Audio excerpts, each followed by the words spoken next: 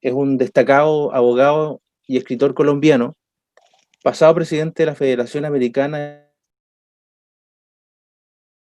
de Supremos Consejos del Rito Escocés Antiguo y Aceptado, grado 33, miembro del Supremo Consejo Omega del Rito Escocés Antiguo y Aceptado para Colombia, quinto orden del Rito Francés, canciller de la Federación Colombiana de Logias Masónicas, autor de diversos libros de temáticas masónicas como la historia de la masonería, el toque y la palabra, el escocismo masónico y las herramientas masónicas, miembro del Consejo Editorial de la Revista Cultural Masónica y también parte de la editorial Ánfora.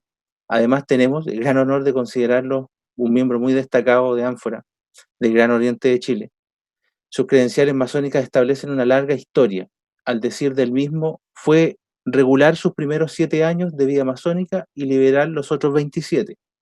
Hoy pertenece a la Logia Mixta Obreros de la Libertad número 11 de la Federación Colombiana de las Logias Masónicas, en Barranquilla, Colombia, que practica el rito escocés antiguo y aceptado y el rito francés. Fue recibido, iniciado aprendiz masón el 3 de junio de 1983. Es un muy ilustre hermano que sin duda ha sido referente de muchos de nosotros cuando hemos tenido que consultar sobre docencia y doctrina masónica. En sus escritos se nota la preocupación de la preservación de la tradición masónica y el cuidado sustantivo de la masonería como una escuela iniciática de formación de individuos libres y de buenas costumbres, conteniendo la visión liberal y reconocedora de los nuevos tiempos, Amute santanderiano, ¿sabe? lo que explica el sentido de equilibrio entre el mundo interno y el externo, o sea, una conjunción entre la idea y la acción. Varios de sus libros indagan en procesos complejos de la masonería de forma muy articulada y con bastante bibliografía, la cual determina que sea un faro de luz para los hermanos que están comenzando y también para los que ya llevan un avesado recorrido en el camino de la búsqueda. No obstante, destaca su afabilidad y carisma a la hora de enseñar y a la hora de compartir sus conocimientos, su visión y proyección personal al considerarse siempre, y muy importante decirlo, siempre un eterno aprendiz. Como les dije, mis queridos hermanos, el tema corresponde a la pregunta del grado, una profundización al respecto. Por lo tanto, después de la exposición, viene la ronda de preguntas, las cuales ustedes tienen que realizar en los chats. Yo las voy a ir eligiendo de acuerdo al grado, obviamente, y después el querido hermano Iván va a poder hacer la respectiva respuesta de cada una. Así que les recuerdo también que en el caso que ustedes requieran información de estos seminarios, también existe el correo seminarios2020@granoriente.cl, el cual lo vamos a ir colocando en el chat también. Así que nuevamente muy bienvenidos y muy agradecidos por su presencia. Y ahora le damos paso a nuestro ilustre y querido hermano Iván Herrera Michel. Ilustre y querido hermano, tenéis la palabra. Muchas gracias, mi querido hermano Antonio Miguel, y sobre todo muchas gracias por esa generosa presentación que me cohíbe, me sonroja. Demasiada fraternidad en una sola plancha. Muchas gracias. Agradezco a todos los presentes que estén aquí, sobre todo países en donde esta es una hora laboral muy fuerte. Ayer se me excusaron mucha gente, la verdad. Dije, pero bueno, veo que es un buen número para el día. Y en Colombia amanecimos metidos en agua. Y pues a mis queridos hermanos colombianos agradezco enormemente que me acompañen, porque sé lo sabroso que es, lo difícil que es salir hoy a trabajar y lo sabroso que es quedarse en cama un día como hoy. Ambas son. Mi muy ilustre hermana Mónica Campo Canduro, presidenta de la Delegación Regional del Valle Metropolitano del Gran Oriente de Chile. Serísimo Gran Maestro del Gran Oriente de Chile, mi muy querido hermano Héctor Díaz Montenegro. Mi muy querido hermano Antonio Amigó, primer vigilante de la Delegación Regional del Valle Metropolitano del Gran Oriente de Chile. Mi querido hermano Ricardo Lanz Cabello, ponente en este seminario hoy. Queridos hermanos compañeros, queridos hermanos todos en sus grados y calidades. De nuevo debo saludarlos de la manera más fraternal y agradecida posible por haberme honrado al considerar que algunas consideraciones personales puedan ser oídas en este seminario online organizado dentro del año académico 2020 por el Gran Oriente de Chile. Y en esta ocasión, y de nuevo, debo advertirlo por anticipado para algo tan placentero como puede ser el compartir con mis queridos hermanos compañeros una visión, entre muchas otras, sobre un tema que no es propiamente masónico, pero que podría servir de auxiliar al asumir el método, los símbolos y las alegorías masónicas de este sistema peculiar de moral, velado por alegorías e ilustrado por símbolos que es la masonería. Si entre los asistentes a esta reunión hay algún querido hermano aprendiz, y creo que es muy posible que lo haya, quiero decirle que comprendo perfectamente su curiosidad y la excuso. Yo mismo leía a escondida textos de grados superiores cuando me había recién iniciado y paraba la oreja cuando hablaban los maestros. Es decir, que conozco por experiencia propia lo fascinante que es hacerlo. Pero permítanme, por favor, contarles que para mí ha sido mucho más fascinante la experiencia cuando he llegado a un grado sin haber averiguado antes sobre él. Yo solo les sugeriría, basado en lo que he vivido, que no se lo pierdan. Y como entiendo que pueden no querer quedar en evidencia si se salen ahora mismo de la reunión, les doy mi consejo cómplice de que apaguen la cámara y no oigan lo que vamos a hablar. Seguro que nadie se da cuenta y créanme, por favor, cuando le digo que es lo mejor para ustedes. Me pregunta hoy para el plan académico, para el grado de compañero, elaborado por el Gran Oriente de Chile, ¿quiénes somos? Muchos pensadores han intentado una respuesta sin haber dejado contentos a todos. Y me parece que es muy pertinente que los masones nos hagamos esta pregunta en la necesaria introspección, autoconocimiento, reflexión y autoconstrucción que nos propone la orden. También han ofrecido respuesta a los antropólogos, los psicólogos evolucionistas, los pueblos amerindios, los celtas del norte de Escocia, los hindúes que queman sus muertos a orillas del Ganges, los genetistas que estudiaron en una universidad, los esquimales del Polo Norte, los pueblos siberianos, los dogmas que vienen de la Edad Media, los que dicen que son depositarios de los conocimientos de los Anunnakis y de los antiguos egipcios, los charlatanes, los boquimanes del sur del África, los tuareg que viven en el desierto del Sahara, un drogadicto, la verdad hay que decirle, medio filósofo que vive cerca de mi casa y un largo etcétera. Algunas respuestas son fácilmente digeribles, otras curiosas, unas más imaginativas y algunas otras, francamente, son indigeribles porque aduciendo que son espirituales no tienen nada de espiritualismo por muy metafísica y esotérica que sean. Ya sabemos que no todo lo metafísico y esotérico es espiritual o representa una sana espiritualidad. Sabemos que existen religiones y sistemas de creencias que sostienen que somos un eslabón en una cadena de reencarnaciones o que somos los seres de la creación quien Dios regaló un alma, el don del libre albedrío y además envió a su hijo y a varios profetas para que nos guiaran en el camino. O que somos una estación pasajera en el tránsito de un alma que partiendo del cielo volverá al cielo. O que formamos parte integral de una conciencia o inteligencia compartida que sería el universo mismo. Y así un largo, etcétera. Todo el mundo parece tener una idea diferente al respecto.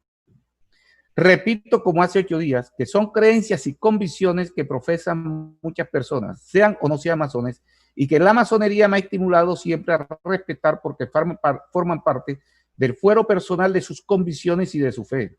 Por lo que no voy a priorizar en un ambiente masónico como lo es este seminario, ninguna de estas ni otras opciones, aunque algunas de ellas puedan encontrarte cerca de mis opiniones personales. Ya sabemos que en la masonería no somos un centro de adoctrinamiento, sino que somos un lugar forjador de criterios basados en el respeto a la diferencia que aspira a construir personas y sociedad. La meditación sobre el hombre es bien tardía en la historia de la filosofía occidental. Se empieza por la cosmología, se sigue por la metafísica, se irrumpe en la era moderna con la teoría del conocimiento y se llega por fin a nuestros días con la antropología filosófica. Pero lo que sí es seguro es que en lo que somos hay pasado y presente fundido con previsión de futuro. Somos tan complejos que somos a la vez una burbuja y una realidad. Somos nuestra memoria. Mejor dicho, somos lo que nuestra memoria dice que es nuestra autobiografía. Por eso confieso que me encantó en el módulo de aprendices de este seminario el sábado pasado, cuando el querido hermano Carlos Blin, cognitor, me enseñó que la orden en cada época y en cada lugar es lo que son los masones. Se podrá decir lo mismo de varias otras maneras, pero nunca mejor dicho. Eso somos. Excelente respuesta al interrogante de hoy. Gracias, querido hermano Cógnito.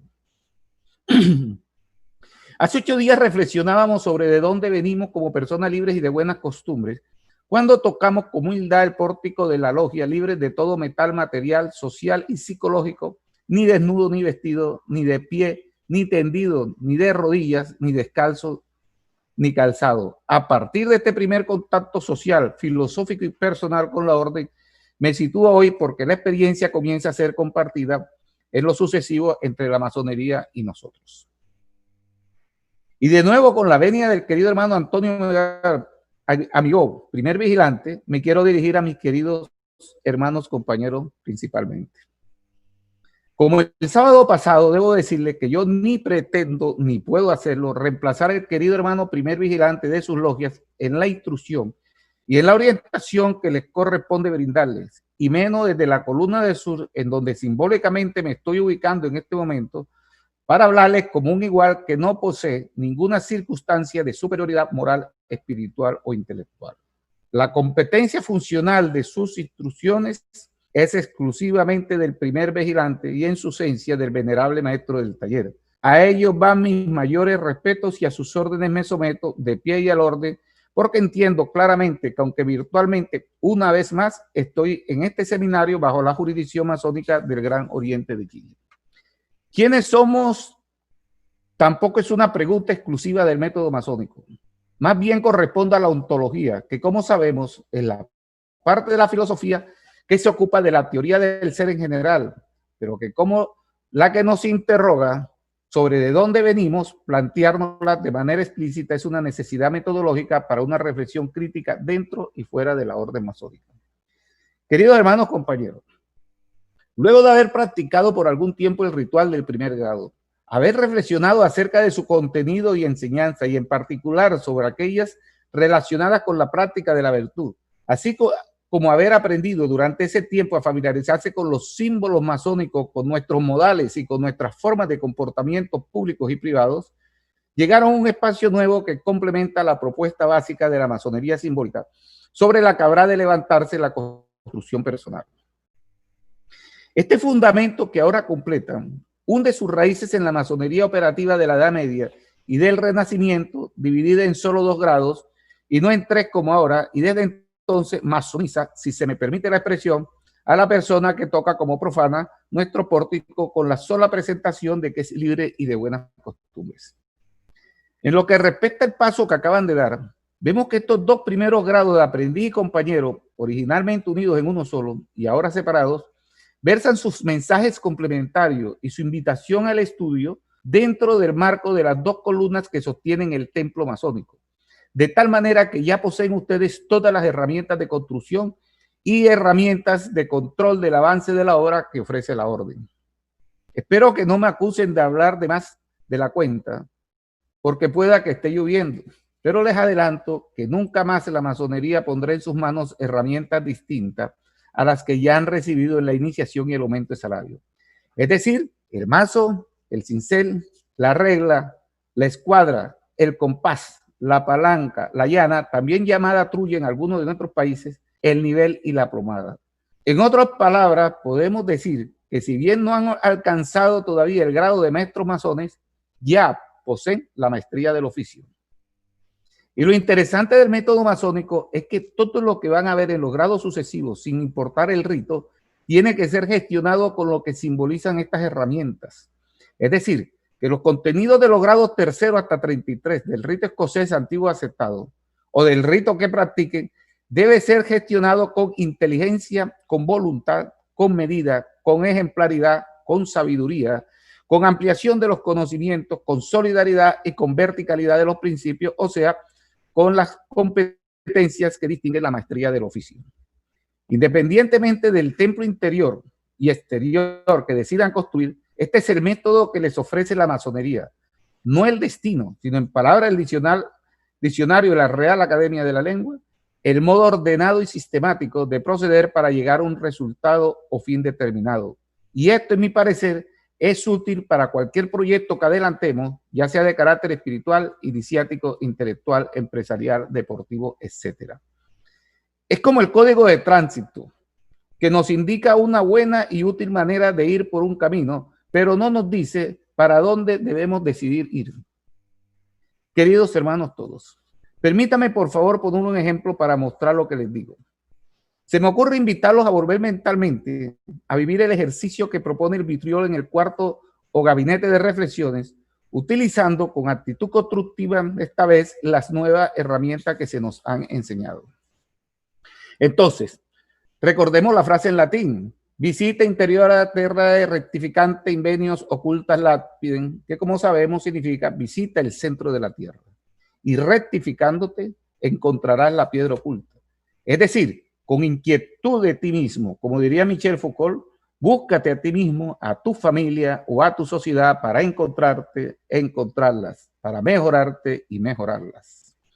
Lo que les propongo es que si estamos en la masonería y la valoramos como está diseñada, hagámoslo en términos de su propio método, es decir, ordenada y sistemáticamente con inteligencia, con voluntad, con medida, con ejemplaridad, con sabiduría, con ampliación de nuestros conocimientos, con solidaridad y con verticalidad, que es lo mismo que decir que con el mazo, con el cincel, con la regla, con la escuadra, con el compás, con la palanca, con la llana, también llamada trulla en algunos de nuestros países, con el nivel y con la plomada. Igualmente podríamos pensar en términos masónicos sobre la construcción nacional. Por ejemplo, aplicando la metáfora del vitriol, podríamos profundizar el conocimiento de nuestras sociedades intentando encontrar la piedra oculta de lo que somos como nación para conocerla y mejorarla ordenada y sistemáticamente, con inteligencia, con voluntad, con medida, con ejemplaridad, con sabiduría, con ampliación de nuestros conocimientos, con solidaridad y con verticalidad, que es lo mismo que decir que con el mazo, con el cincel, con la regla, con la escuadra, con el compás, con la palanca, con la llana o trulla, con el nivel y con la plomada. Yo creo que podríamos intentarlo además con temas críticos para nuestros países, como el de la democracia y la constituyente en Chile, o el de la paz en Colombia, o el de la corrupción en Latinoamérica, o el de los casi 1.000 millones de personas que padecen hambre hoy en el mundo, o el de la polarización política que vierte venenos y mentiras en las redes sociales, por ejemplo, que son tópicos que concentran muchos de los debates con que se está construyendo el futuro. Y permítanme decirle, también podríamos aplicar las 9 herramientas simbólicas a nuestra relación de pareja o al conocimiento y trascendencia de lo que somos, por ejemplo, para no darle únicamente una implicación social a la utilidad constructiva que nos ofrece la orden, limitándola en su campo de acción. El método masónico tiene un claro interés filosófico y también tiene un interés práctico. En lo personal no veo que sea muy difícil hablar como masones, con lenguaje masónico, refiriéndonos a los símbolos y a las guerrillas masónicas, cuando estemos hablando de masonería con otros masones. Y este no es un asunto de poca monta, ni un simple juego de palabras, porque la desviación del lenguaje desvía lo que es y debe ser cualquier institución, sea masónica o no sea masónica. Podemos asumir múltiples enfoques sobre quiénes somos. Me voy a permitir recordar algunos de ellos que se han vertido a lo largo de la historia. Platón decía que somos ante todo un alma de origen divino inmaterial, eterna e inmortal, unida accidentalmente al cuerpo como consecuencia de un pecado y con la misión de gobernarlo y dirigirlo como un timonel. Aristóteles decía que somos un alma y un cuerpo que se unen sustancialmente como dos naturalezas incompletas, como materia y forma en una sola naturaleza. Los estoicos decían que somos una ética que exige el dominio de las pasiones y de los afectos para conformarse a la razón. Los epicúreos decían que somos personas que deben disfrutar prudentemente de los placeres sensibles de la vida, evitar el dolor en lo posible, lograr un cierto sosiego para poder disfrutar mejor de lo que la vida ofrece, sabiendo que al final llegará la muerte. San Agustín decía que somos poseedores de la posibilidad de elegir entre el bien y el mal, pero necesitamos del auxilio de la gracia divina. Santo Tomás decía que somos un ser en el que dos sustancias incompletas, cuerpo y alma, se funden para formar una naturaleza completa y singular. Los racionalistas decían que somos las ideas claras y distintas que tenemos en la mente, que somos una máquina que piensa. Los empíricos decían que somos un ser de sensaciones y asociaciones y que por ello debemos renunciar a la pretensión de cualquier otro conocimiento racional trascendente. La Ilustración decía que somos un ser racional que se guía por la razón y no necesita de otra instancia, ni siquiera de la revelación divina, que somos de una naturaleza buena que si no la deforman los prejuicios, dicta mediante los instintos cómo debemos proceder. Kant decía que somos tres dimensiones distintas, el yo empírico, el yo trascendental y el yo metafísico, y que somos un fin en sí mismo y con nosotros toda la humanidad. Hegel decía que somos una autoconciencia, un ser en donde la idea o absoluto se hace consciente de sí mismo.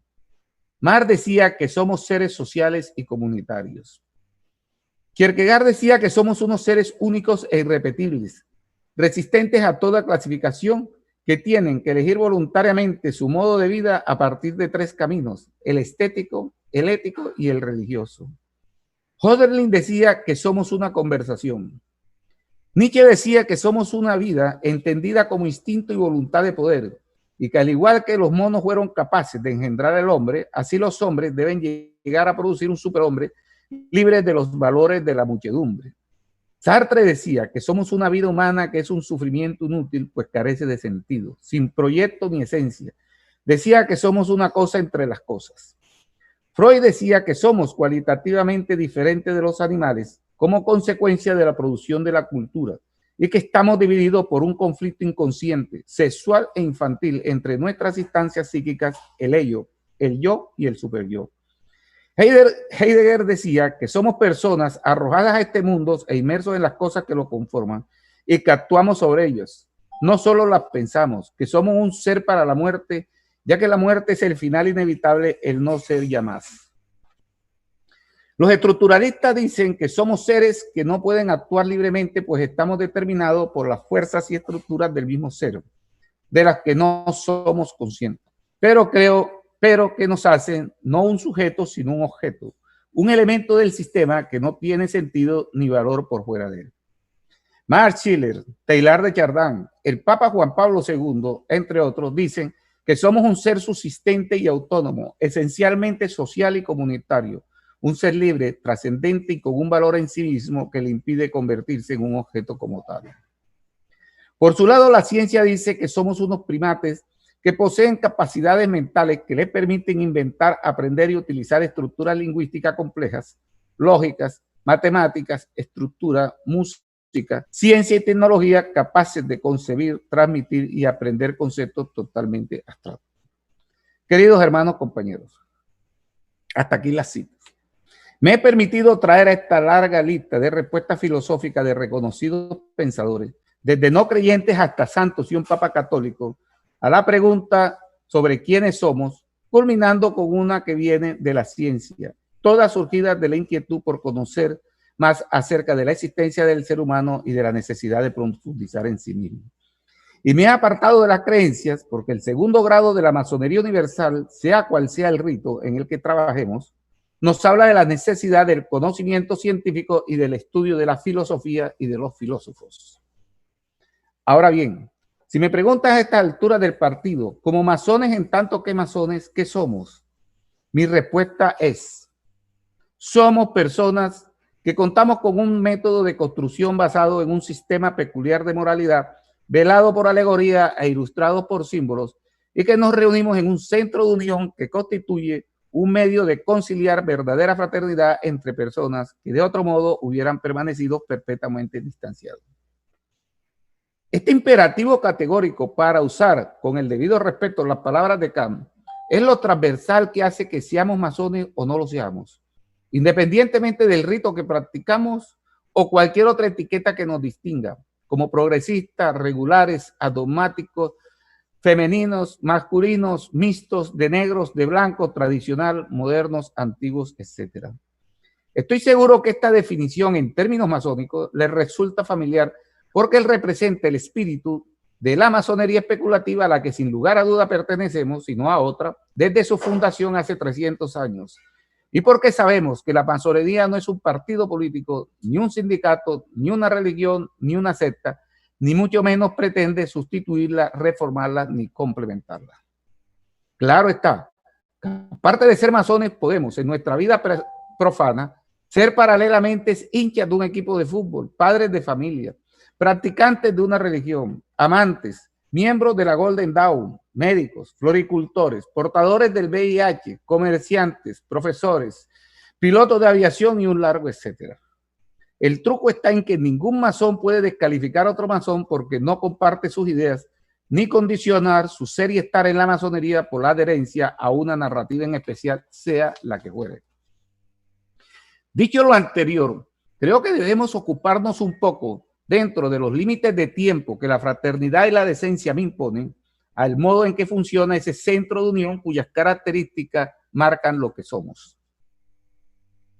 Y de nuevo, en el marco obligado del grado de compañero masón que hoy nos ocupa y que nos aguijonea a estudiar la filosofía y el trabajo de los filósofos, voy a echar mano a algunos de ellos que me parecen guardan armonía con la forma que tenemos de trabajar los masones. O sea, con la hermenéutica propia del método masónico, que es el arte de la explicación e interpretación de la comunicación escrita, verbal y no verbal que llevamos a cabo en nuestros trabajos logiales a todo lo largo y ancho del mundo. Me refiero a la ética discursiva de la que hablan desde la década de los 80 del siglo pasado algunos filósofos alemanes, de los cuales Jürgen Habermas es el más conocido. En resumidas cuentas, sería un modelo que validaría el debate argumentado de las ideas dentro de una moral básica y unas determinadas normas, algo que me parece muy coherente con lo masónico, la verdad sea dicha. A mí me admira mucho la analogía que con algunas prevenciones, naturalmente, se puede hacer entre la manera en que actuamos en las logias masónicas desde hace 3 siglos con la formulación de la acción discursiva en la ética del debate de Habermas. Sobre todo en lo que hace referencia a características que nos son comunes. Por ejemplo, que se estimula el debate pluralista, la resolución pacífica y negociada de los conflictos y el desarrollo de sociedades abiertas, sin imponer límites al debate, gozando los participantes de igualdad y libertad, descartando la coerción y los argumentos de autoridad y sosteniendo que es revisable cualquier afirmación al tiempo que se condena toda posición dentro y fuera de la orden fundamentalista y autoritaria.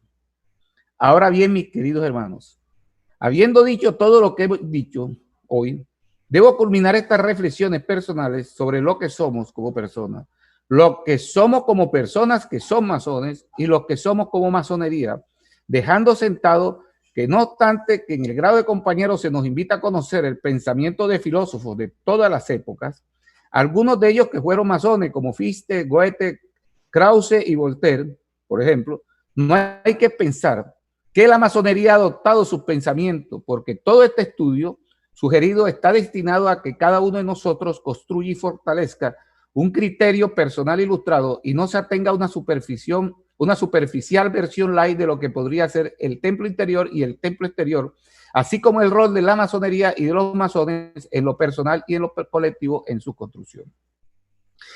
Pero aquí nos agota este ejercicio de vitriol que podría estar aplicando a la indagación de quiénes somos.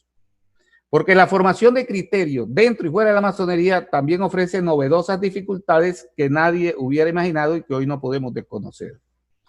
Ahora resulta que ser liberal o ser conservador parece que viene afectado por nuestra percepción de la realidad y las neurociencias nos están informando sobre las diferencias estructurales y funcionales básicas que han encontrado entre personas de diferentes ideologías relacionados con el tamaño de la amígdala cerebral. En general, los conservadores tienen la amígdala más grande y desean seguridad, previsibilidad y autoridad más que los liberales. Y los liberales o progresistas tienen la amígdala más pequeña y se sienten más cómodos con la novedad, los matices y la complejidad. Naturalmente que no se trata de decirle al otro, te lo explicaría otra vez, pero tu amígdala no te lo dejaría entender, sino de debatir argumentadamente en este sistema peculiar de moralidad velado por alegorías e ilustrado por símbolos que pretendemos mantener como un centro de unión que constituye un medio de conciliar verdadera fraternidad entre personas que de otro modo hubieran permanecido perpetuamente distanciadas, que es lo que somos la masonería desde su fundación. Queridos hermanos todos, hace 8 días reflexionaba en resumen sobre la manera en que venimos de múltiples raíces biológicas, sociales, culturales, etcétera, en una secuencia tan extensa como diversa que se pierde en eso que llaman metafóricamente la noche de los tiempos. Hoy he tratado de reflexionar sobre el complejo rompecabezas que somos con posterioridad al encuentro de la masonería con una persona libre y de buenas costumbres que toca con humildad su pórtico. Y he tratado de hacerlo en el marco del contenido del grado de compañero masón, que nos completa la caja de herramientas simbólicas necesarias para lograr la maestría del oficio y nos invita a cultivar el estudio de la ciencia y la filosofía. Creo que he llegado a un punto en que lo que sigue es hablar de hacia dónde pienso que podríamos ir desde de dónde venimos y desde lo que somos. Pero debo detenerme porque para hablar de estas cosas, la Delegación Regional del Valle Metropolitano del Gran Oriente de Chile ha dispuesto que nos reunamos en 15 días el sábado 28 de noviembre a la misma hora. Muchas gracias a todos mis queridos hermanos por escucharme. Es mi palabra, querido hermano primer vigilante. Muchas gracias por habérmela concedido. Muchísimas gracias, mi ilustre y querido hermano Iván, por sus palabras, por su presentación. Obviamente para nosotros es un gusto y un privilegio tenerlo presente aquí en este seminario online, en esta nueva dinámica. Así que nuevamente muy agradecido por su exposición, muy interesante exposición, muy a la vanguardia de lo que hoy en día estamos viviendo como sociedad masónica, como familia masónica universal. Por lo tanto, invito a los queridos hermanos, compañeros y también maestros a enviar sus preguntas para que el querido hermano Iván pueda responderlas con el carisma y el gusto y el agrado que siempre lo ha caracterizado.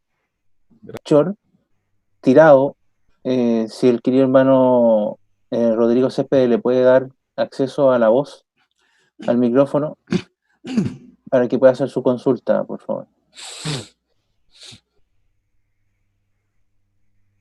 Mis queridos hermanos todos, Melchor Tirado Torres, le estoy hablando de acá de Barranquilla, Colombia, felicitándolos a todos ustedes y en particular al expositor, querido hermano Iván Herrera Nietzsche, por la intervención de esa página de arquitectura exquisita. Felicitándolos a ustedes nuevamente por tener a ese expositor y por permitirle que el gran arquitecto del universo haya aportado todos los medios tecnológicos y virtuales para que esto se esté dando. Realmente estoy muy complacido de estar participando, aprendiendo nuevamente estas cosas y refrescando mis conocimientos ya de masón, con algún tiempo en la masonería. Ese es básicamente mi intervención.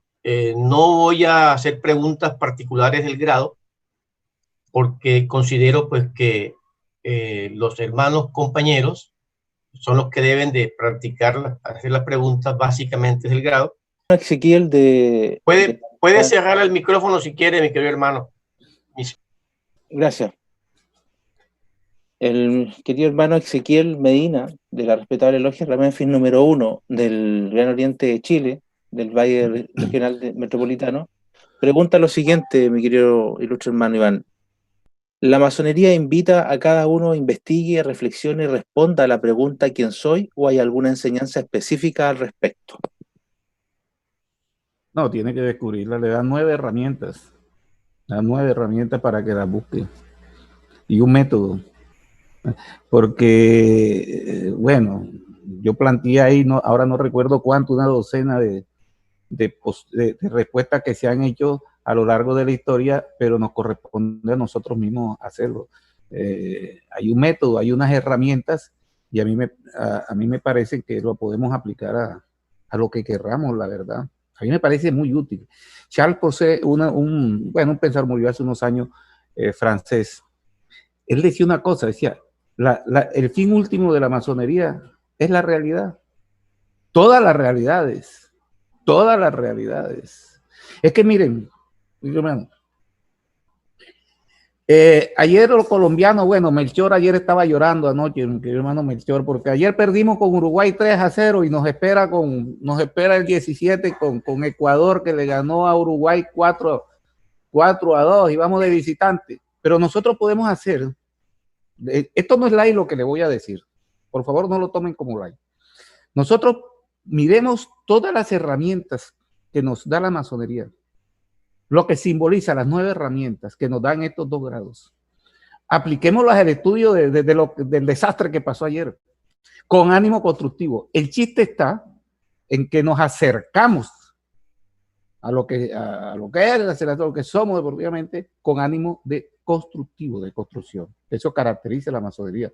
No puede haber masonería contemplativa, ni extasiada, ni una fórmula egoísta. Me salvo yo.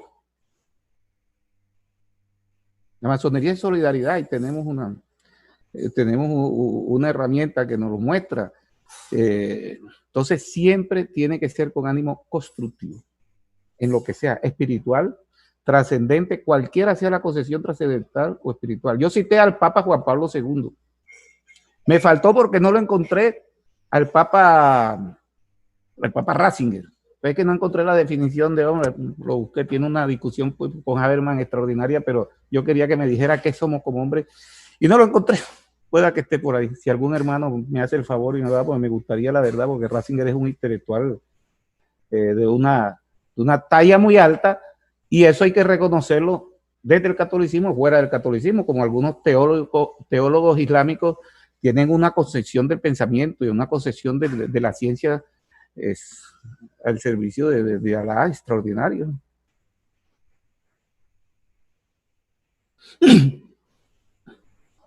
Muchísimas gracias, querido hermano Iván. Bueno, llegó otra pregunta que, si bien tiene mucha relación, pero profundiza mucho más en el concepto metodológico. Dice, esta es la pregunta de Miguel Albornoz, compañero de la respetable Logia ISIS número 27, también de Gran Oriente de Chile. ¿Qué metodologías concretas pueden aplicarse como herramientas de autoconocimiento más allá de la lectura y la reflexión?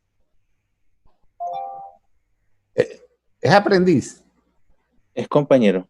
Ah, ya. Bueno, hermano, en términos masónicos, dentro de la masonería, las 9 herramientas masónicas: el cincel, el mazo, la escuadra, la regla. Tenemos herramientas. ¿Qué pasó? Me salió un pantallazo y blanco.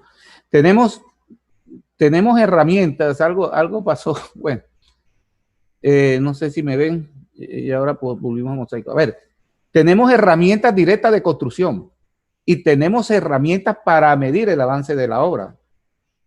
Por ejemplo, la regla, por ejemplo, la igualdad, por ejemplo, el nivel, por ejemplo, la palanca. No son herramientas de construcción propiamente dicha, como el cincel, pero son herramientas del avance de la obra. En términos masónicos, hablando de masónica, en una logia masónica empleemos el método masónico. Eso es lo que yo he querido decir, la verdad, y me parece que es lo más coherente, porque estamos pagando una plática mensual, estamos dedicando un tiempo, este sábado tan sabroso que está para ver una película de Netflix en Barranquilla, entonces me fascina, ese es algo que es agradable, es el método masónico. Aquí, perdón, hay otros métodos inductivos, deductivos, o sea, combinados, que pueden ser en otros espacios y también son absolutamente válidos. Y podemos entender, por ejemplo, estudiar el discurso del método de Descartes, que abrió todo un campo de pensamiento, pero no es el método de la masonería. Es un método que la masonería tiene cómo llegar a eso, tiene su propio método. Y ahí está, nos los enseñan.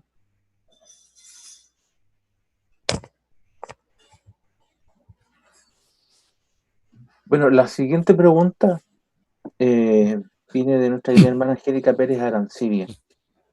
Dice textualmente: querido hermano Iván, quisiera preguntar si en segundo grado está dedicado a conocer, o si el segundo grado está dedicado a conocer la realidad social que lo circunda y además buscar respuestas científicas de lo que ocurre en sociedad.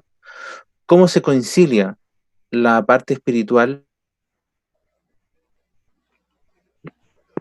No oí la última parte. Con respecto a lo social, me imagino. No, ¿cómo se concilia la parte espiritual? Ahí, hasta ahí llegué, pero no sé si hay terminado la pregunta. Ahí termina la pregunta. Yo no veo que sean incompatibles. No veo que sean incompatibles. La masonería no está dirigida a conocer la parte social, ni está dirigida a conocer la parte espiritual. Ni el primero, ni el segundo, ni el 33, ni el 99, los que tienen esos grados, ni las quintas, las órdenes de sabiduría del rito francés, ni esto de de caballeresco del rito lloro, no está dirigido. Está dirigido. ¿Tendrá que ver? Ya lo vamos a ver. Bueno, ¿No hay diario, Miguel? Bueno. Perdón, mi querido hermano Iván, por favor, sí. Ahí está silenciado el... Gracias. Estas cosas le pasan a uno a cada rato. El segundo grado, como cualquier otro grado, está dirigido a darle las herramientas para que usted... Tiene un proyecto espiritual.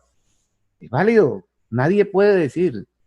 Es como yo decía un poco, guardando las proporciones. No quiero...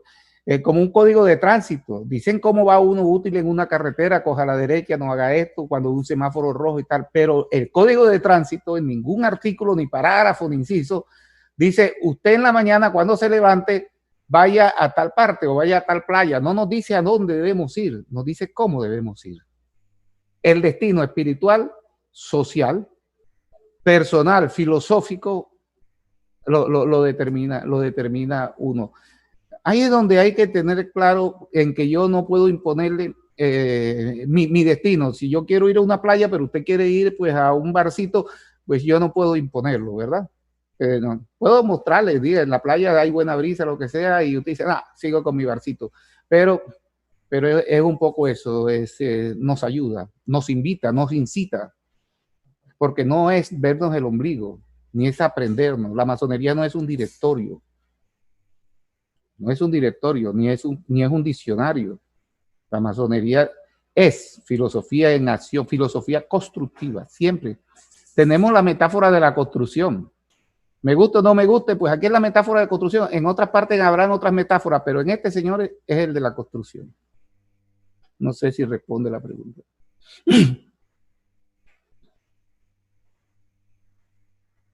La otra pregunta, mi querido hermano Iván, profundiza mucho más aún en lo que usted dijo ahora. La pregunta es del querido hermano Elías Medina, también de la respetable logia Ramenfis número 1 del Gran Oriente de Chile. Dice, querido hermano Iván, ¿de qué manera diría usted que las herramientas del grado pueden ayudar en la comprensión de quiénes somos?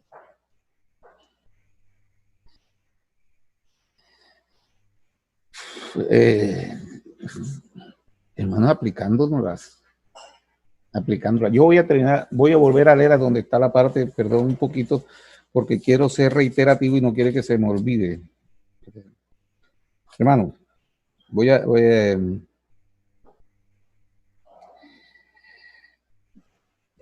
el mazo significa la voluntad, el cincel significa la inteligencia. Estoy hablando del grado de aprendiz. Podemos seguir con las 9 herramientas. Y las 9 herramientas significan, hermano, o sea, y estoy hablando del mazo, el cincel, la regla, la escuadra, el compás, la palanca, la llana, el nivel y la plomada. Que yo conozca, la masonería no tiene ninguna otra, en ningún grado que yo conozca, tiene otra herramienta de construcción. Pero estas herramientas, fíjense cómo la voy a aplicar al grado que sea, y a lo que usted me plantea, mi querido hermano. Lo que significan esas herramientas, naturalmente que estamos hablando de símbolos. Significa, en el mismo orden que lo dije, inteligencia, apliquemos la inteligencia, con voluntad, con medida, que significa la regla, con ejemplaridad moral, con sabiduría, con ampliación de los conocimientos, con solidaridad y con verticalidad. Esto se lo aplicamos a lo que sea y conocemos lo que somos, como sea. Yo me centré en el vitriol, porque a mí el vitriol me fascina como ejercicio de autoesclarecimiento y reflexivo, pero podemos hacer los viajes, y no los 3 viajes del aprendiz, que son diferentes a los viajes de compañeros, pero vamos a ponernos los viajes de aprendiz porque me resulta más fácil, más didáctico hacerlo. eso de pasar del ruido del mundo profano, del ruido de la vida, todo el trabajo, la tarjeta de crédito que llegó la cuenta, el vecino que no me deja pasar de todo eso porque hizo una fiesta anoche, todo, mi hijo tiene este problema, yo mismo te estoy cojeando de un pie que me golpea, o sea, pasar del ruido de todo eso, de lo profano, de la cotidianidad, a la calma, al sé tú, como dice Desiderata, camina plácido en medio de la prisa y el viento, pensando en la paz que puedes encontrar en el silencio. A mí me parece que eso solamente se puede hacer si nosotros comenzamos desde el somos a identificarme. ¿Quién soy yo? Soy un tipo que tiene un vecino problemático que pone el equipo de sonido muy alto. Soy un tipo que se pegó ayer en el pie y le está doliendo el tobillo. Soy un tipo de, bueno, ahora ¿cómo hago yo para quitarme todo esto de encima y pasar y caminar sobre nubes? Pero primero aplico las herramientas para el conocimiento y las mismas herramientas las aplico para la construcción de lo que yo quiero, que es tranquilo, calmado. El tercer viaje, pasar de los ruidos a la calma.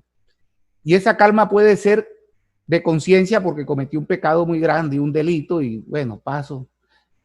Puede pasar, a veces con la ayuda, puede ser la calma de que ya yo no quiero pensar más en el partido de que perdimos ayer 3-0 porque cómo se va a echar, cómo ese ayer Rimina se va a hacer votar, eso no, o sea, entonces mi mujer me dice, hey, cálmate. Entonces yo, bueno, ¿cómo me calmo?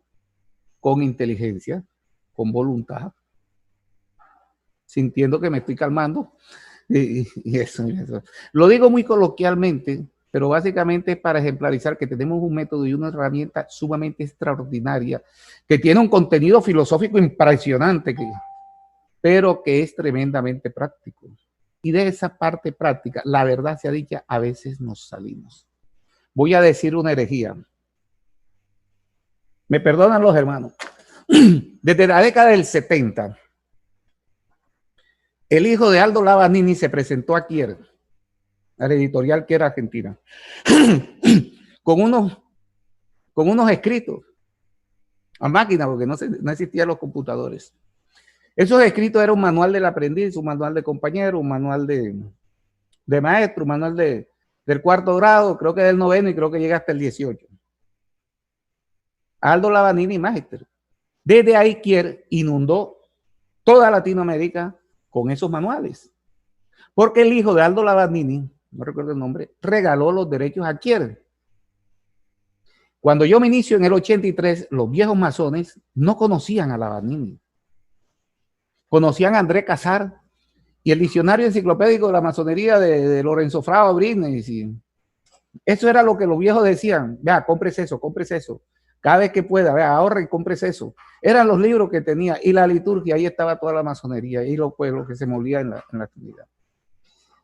Pero cuando uno comienza a profundizar de la cosa, resulta de que Aldo Lavanini se sabe que nació, creo que fue en Padua, no sé, que nació en Italia, que era médico, que se mudó a México, que tuvo una novia, la esposa era sueca, que el hijo se llamaba no sé qué, y que murió en agosto del año 63, y que además de eso era martinista, y que además, o sea, una cantidad de detalles, pero lo que nunca nadie ha podido decir es en qué logia se inició, a qué Supremo Consejo perteneció, a dónde iba.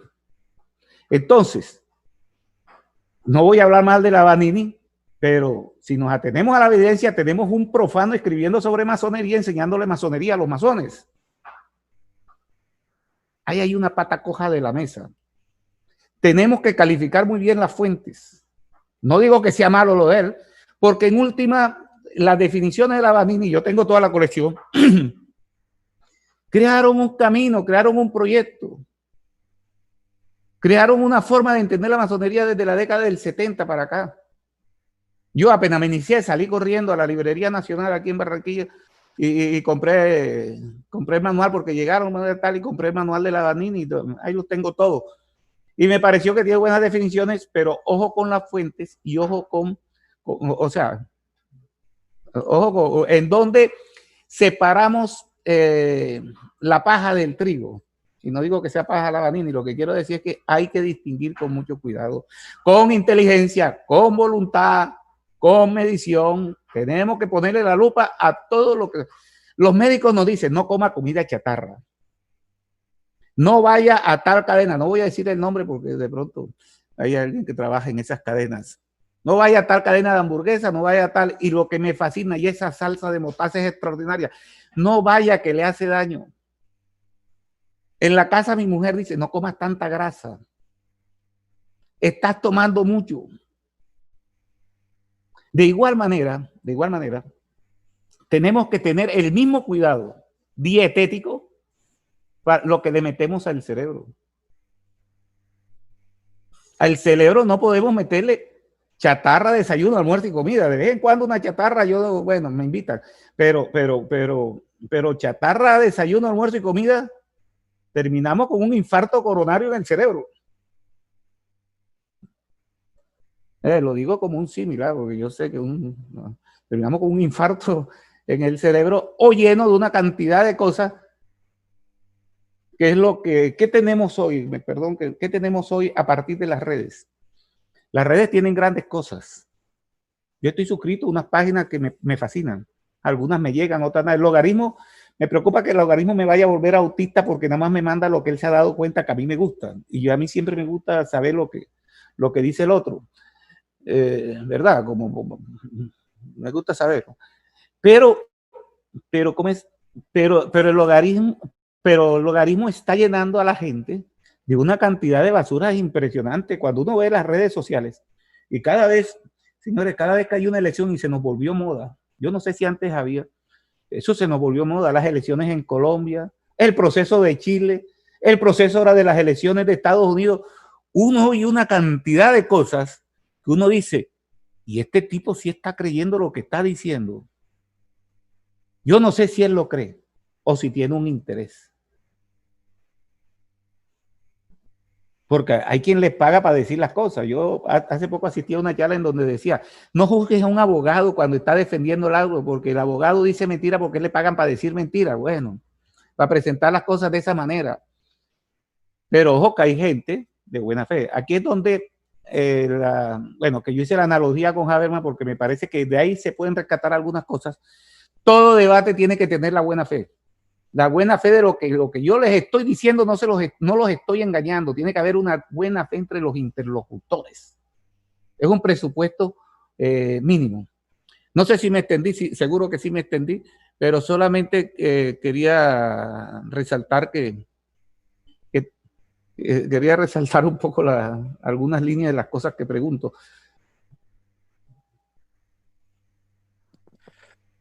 Muy interesante su respuesta, mi querido hermano. Hay varias preguntas, la verdad es que comenzaron a llegar Se zafaron ese. Como cascadas las preguntas ahora, entonces me ha costado un poco como seleccionarlas de acuerdo a lo que usted va respondiendo. Pero hay una muy interesante, y quizás le voy a pedir disculpas a los queridos hermanos, porque me enviaron otros con antelación, al querido hermano Sergio Valencia, que es de la respetable logia Fraternidad número 9, Gran Oriente de Chile, que me parece muy interesante lo que él plantea. Él dice textualmente: muy buenos días, queridos hermanos, todos en sus grados y calidades. Agradezco la oportunidad de aprender de nuestro ilustre expositor de hoy, en la persona del compañero y su propio descubrimiento de los 5 sentidos, para saber el quién soy. Su pregunta es: ¿cuál es la homologación de estos 5 sentidos en el quiénes somos como masonería? No sé, a mí me parece que la pregunta tiene su propia respuesta. O sea,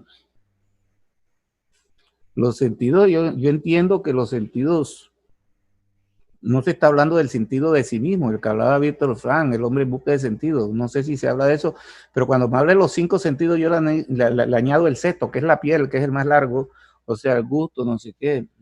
¿Qué puedo decirle yo tratando de especular en esta masonería especulativa alrededor de eso? Claro que nos sirven los sentidos. Yo no sé, cuando nosotros nos marean en el tiempo y en el espacio, cuando vamos a entrar, estamos a punta de sentidos, todo agudizado, todo. Pero cuando ya comenzamos a estudiar, me decía Javier Otáola, que casualmente le oí una cosa, decía, el símbolo es lo que el ojo ve y lo que el oído escucha. Pero naturalmente, estamos hablando de lo que nosotros interpretamos, de lo que vemos y de lo que escuchamos a partir de un marco de referencias y convencionalismo que hay. No sé si eso responde a la pregunta. Y hay otra pregunta que también se relaciona con esta del querido hermano Rubén Darío Vivero, que es de la respetable logia Pleiades número 33. Dice: quisiera él saber si podría usted hablarnos un poco sobre las facultades del alma y su orden de evolución, si es que hubiera una, y su aplicación en nuestros días. Bueno, esa es una creencia. Yo dije que no me iba... El que existe un alma es una creencia. Yo puedo compartirla o no compartirla, pero ojo, conozco muchos masones que consideran que el alma no existe. Y hay otros que consideran que el alma no evoluciona. Entonces, yo prefiero, frente al tema de las creencias, por respeto a todos mis hermanos, por respeto a la masonería y por respeto a mis creencias, no tocar el tema dentro de la masonería. Eso no significa que si yo tengo la creencia de que tengo un alma, de que evoluciona, reencarna, hace metempsicosis, sea en un colibrí, como dicen los aztecas, o en una persona, en un animal, en una planta, en fin, ¿verdad? Si yo tengo eso, si yo tengo esa creencia, yo puedo aplicarle y vuelvo, me perdonan que sea reiterativo, estamos en el 2º grado, ¿qué vamos a hacer? Y estamos en la masonería, y no me puedo salir de ahí. Podemos aplicarle las nuevas herramientas a ese proyecto evolutivo que yo me he concedido al alma que concibo como eso. Yo no estoy diciendo, hermano, yo no le estoy diciendo eso no es masonería, le estoy diciendo, ¿tiene esa creencia? Perfecto. Soy el primero que la respeta y como decía Voltaire, y el primero el que me mato para que nadie lo ofenda. Yo les voy a decir una cosa que en Francia es una herejía. Yo no creo que haya un derecho a la blasfemia. No la hay. No hay un derecho a la blasfemia. A mí que nadie blasfeme de mis concesiones, mis creencias, mis ideas, ni de mi familia, ni de nada. No hay un derecho a la blasfemia. La blasfemia tiene una mala intención. Va cargada de bilis. Otra cosa es que alguien tenga una reflexión crítica documentada sobre una convicción mía y la discutimos, pero sin ofenderme. Sin ofenderme. Ese es un principio básico ético. Toda acción, tiene que tener un marco ético. Tiene que tener un marco ético. Entonces, eso por decirle, hermano, respeto su creencia, si la tiene o si quiere, pero la respeto. Pero en fin, no quiero ponerme en ese tema porque es posible que entre nosotros haya católicos que dicen que el alma no evoluciona, sino que el alma va a Dios, se regresa, va esperando el juicio final, el juicio ¿cómo es? De buenos y malos y esto. Bueno, total.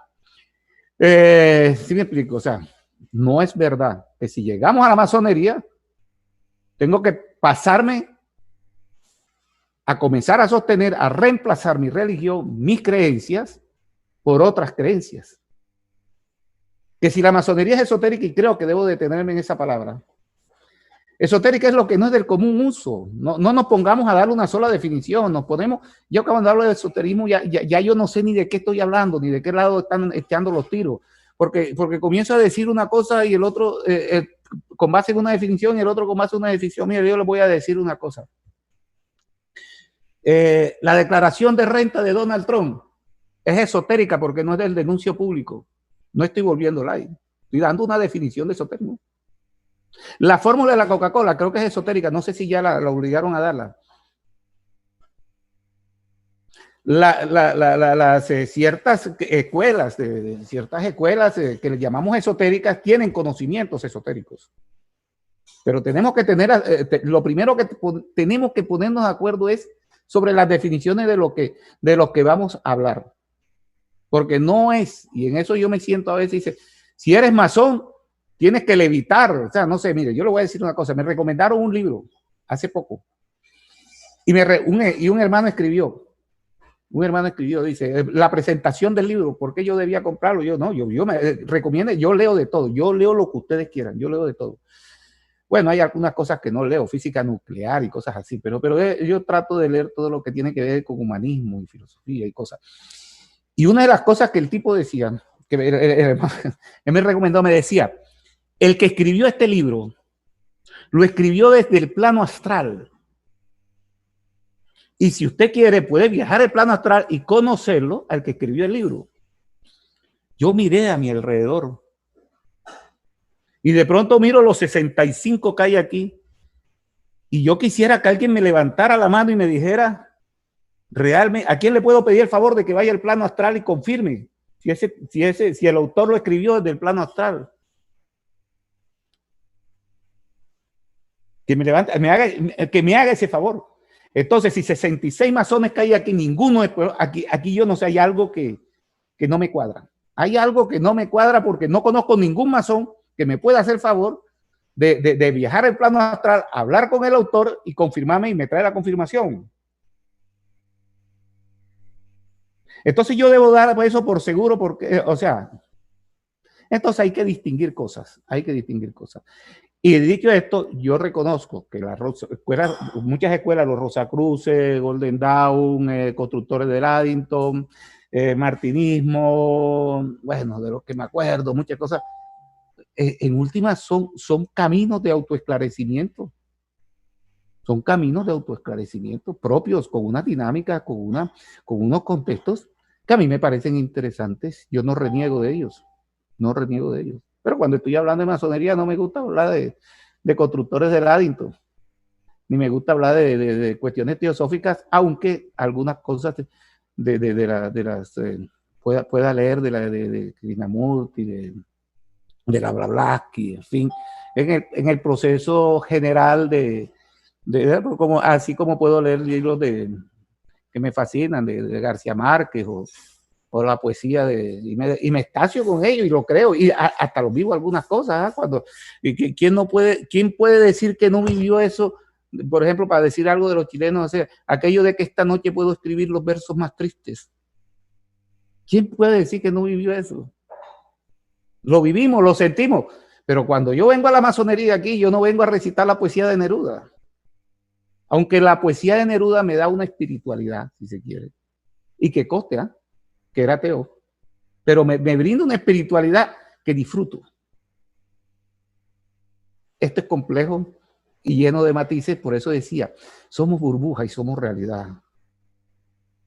Ya me extendí, como siempre, querido hermano, me está dando la verdad vergüenza y quiero decirlo, pero bueno, no voy a negarme a nada de que me pregunte con el querido hermano Ricardo Lanz, porque ahora viene la verdad. Pero bueno, sigo lo que diga, lo que usted diga. Usted es el primer vigilante y yo estoy en su columna, así que... Muchísimas gracias, para mí es un honor, ilustre querido hermano Iván. Y en ese sentido, en la penúltima pregunta, porque las últimas dos preguntas son bastante interesantes y tienen que ver con eso de las creencias. Hay un querido hermano que es Eduardo Noriega, que yo creo que le pregunta directamente a usted en esa creencia desde el punto de vista del compañero.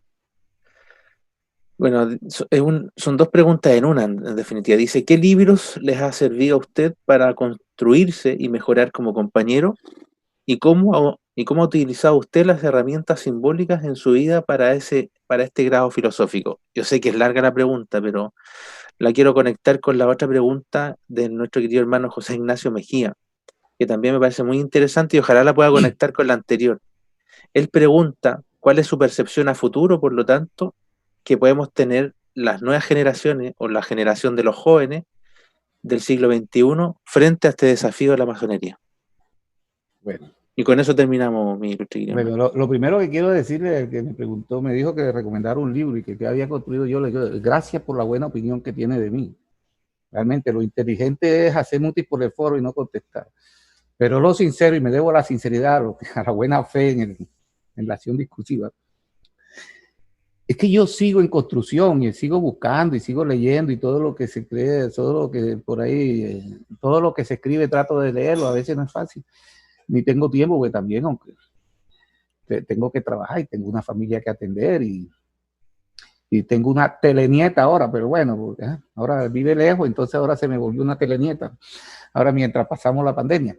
Entonces tengo que dedicarle tiempo. Entonces lo que quiero decirles, yo sigo en construcción, sigo leyendo, y si encuentro un libro que definitivamente me lo recomienda mi querido hermano, pero yo quisiera leerlo, la verdad. Esa sería mi respuesta, la verdad. No voy aquí a posar del gran yo, papel y lápiz, que voy a hablar bonito para que de ahora en adelante. O sea, eso no, son lluvias de ideas en un debate. En un debate lo único que está garantizado es el disenso. El consenso es de las cosas más difíciles de conseguir. Y vuelvo y repito, como dijo usted, y menos en una logia masónica, que yo decía el otro día, una logia masónica, una logia justa y perfecta, es una logia que tiene 7 maestros y 2 opiniones. Eso no sé cómo funciona, pero así funcionamos a veces, por lo menos en las logias donde yo he pertenecido. Bueno, la segunda pregunta, yo quisiera, querido hermano primer vigilante, ¿lo hace un compañero? No me especifica específicamente si es un compañero. Bueno, no, soy maestro masón. Es maestro. ¿Quién dijo? ¿Quién lo hace? El querido hermano Luis. ¿Quién hizo la pregunta? Claro. José Ignacio Mejía. José Ignacio Mejía. Mi querido hermano José Ignacio. Querido Iván. Sí, ¿cómo está? Mire, el programa que hace, este ciclo de seminario, tiene programado la respuesta a la pregunta de ¿para dónde vamos? Para el día 28 de noviembre a las 8 de la mañana Colombia, 10 de la mañana Chile. Entonces, estaré encantado si tiene tiempo y quiere de poner a consideración una respuesta y usted me la termina de ajustar y de dar luces. Pero ahora me está prohibido y me regañan. Si algo me regaña, pues no puedo hasta ahí. Por eso digo, hasta ahí llegué yo. ¿Qué vamos a hacer ahora para adelante? La gran pregunta. Ahí la dejo como termina. ¿Qué va a pasar con la protagonista? ¿Verdad? Como en las telenovelas, la hermana Gloria se ríe. Se ve que vio bastante telenovela. ¿Se casará Víctor Alfonso? No, vamos a ver qué pasa el próximo. Dentro de 15 días, pero no puedo responder. Muchas gracias por la confianza, querido hermano. Querido hermano, primer vigilante. Ahora sí, la última pregunta, porque la hizo un querido hermano compañero, y es para cerrar este ciclo de consulta. Él pregunta, mi querido hermano Miguel Albornoz, ¿cuál es la línea que define lo que es masónico y lo que no?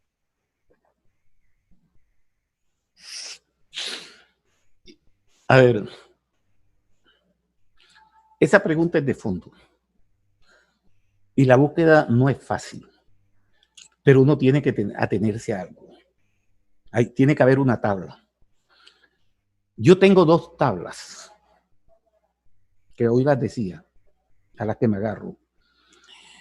Y es las definiciones de salida. Una la hizo un enemigo de la masonería, Samuel Pritchard, en 1730. Y la otra la hizo, ¿cómo se llama? Anderson, en las constituciones de Anderson de 1723. Anderson decía que somos un centro de unión de aquellas personas que pensamos diferentes, que aspiramos en este centro de unión a hacer una fraternidad, y que de otra manera no nos hubiéramos conocido ni compartido. Y Samuel Pritchard en una definición que hace de su catecismo en 1730, en el grado de aprendiz casualmente, dice que es la masonería. Dice, es un sistema de moral ilustrado por símbolos, alegorías y esto. Esas 2 cosas, un centro de unión y un sistema de moral ilustrado por alegorías y por símbolos. Esas 2 cosas. Pero además añado otro, que se referencia por una metáfora constructiva inspirada en el oficio de la construcción. Como en la arquitectura. Una facultad de arquitectura enseña muchos estilos de arquitectura. De hecho, debe enseñar la diferencia entre el románico, el gótico y lo moderno, y vaya uno a saber qué más. Yo soy arquitecto. Pero una vez que se es arquitecto, que se domine el oficio, él puede construir una iglesia, un rancho de tabla, reemplazar a las Torres Gemelas, una muralla, puede hacer un pozo, o puede ser cualquier cosa, pero siempre en ánimo constructivo. Entonces, centro de unión, sistema de moral ilustrado por símbolo y, digamos, aplicación constructiva. Especulativa, naturalmente. Estamos hablando de masonería especulativa. Porque hay quien me dice, pero es que la masonería operativa hacían. Bueno, ok. Yo no tengo un túnel del tiempo para trasladarme hace 400, 500 años. Ni tampoco estoy interesado en la masonería operativa. Yo lo único que puedo pertenecer como abogado es a la masonería especulativa. Y especular volvemos al tema de las definiciones. Yo puedo decir, este tipo está especulando de qué pasó ayer en el partido de fútbol, por qué perdimos. O sea, está tirando, decimos, ¿cómo se dice? Está lanzando opiniones sueltas, sin ningún fundamento, sin ningún argumento serio, sin prueba, está especulando. Pero en el caso nuestro, la especulación filosófica implica una reflexión crítica. Y esa reflexión crítica que define la especulación filosófica característica de la masonería, que proponen desde el principio, es el combo que constituye la tabla de la que yo me agarro cuando trato de distinguir qué es lo masónico de lo masónico. ¿Qué cosa nos hace masónicos? Habermas proponía un sistema de diálogo de mucho respeto, de no sé qué, tal, que se parece al de la masonería. Pero cuando hacemos un diálogo masónico, cuando hacemos una tenida coloquio, es mi opinión, una cosa puede ser un diálogo habermasiano y otra cosa tiene que ser un diálogo masónico. Lo masónico de lo masónico tiene que estar caracterizado por ser un centro de unión de gente que quiere fraternizar, que no se hubieran conocido porque son diferentes. Yo puedo pertenecer a un club de abogados y mi vecino a un club de médicos, pero nos unimos. Y tiene que tener un ánimo constructivo desde la especulación constructiva filosófica que se quiere. ¿Qué filosofía voy a escoger? Puedo ser existencialista, puede ser constructivista, pues ya veré. O puedo construir un edificio moral o religioso dentro de mí. O sea, un templo interior y exterior no debe tener una sola característica, sino la que yo quiero. Es difícil a veces cuando yo oigo de que le exigimos a un profano que sea libre para que ingrese a la masonería y lo primero que hacemos es quitarle la libertad. Hay un temita que toca ver. Y esa libertad tampoco es un patio escueto. No es un terreno baldío. Tiene unos límites que, bueno, en palabras de Habermas, que tiene unos límites que es un marco ético y unas normas institucionales. Pero en el debate, las ideas, todo. Pero primero hay que aprender a usar las herramientas antes de comenzar a construir.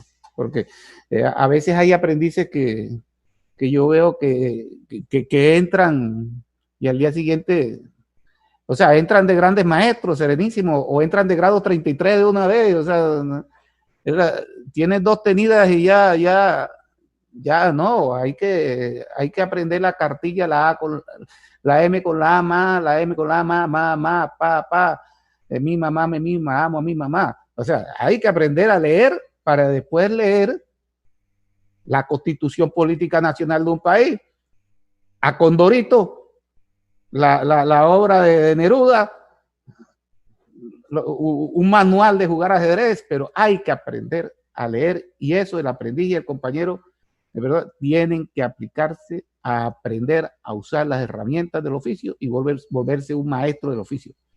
Y después darse cuenta que todos seguimos en la construcción. Ya. Querido hermano primer vigilante. Okay. Qué pena con el hermano Ricardo. Muchísimas gracias, ilustre y querido hermano Iván Herrera. Quisiera agradecer también a los hermanos que hicieron sus preguntas.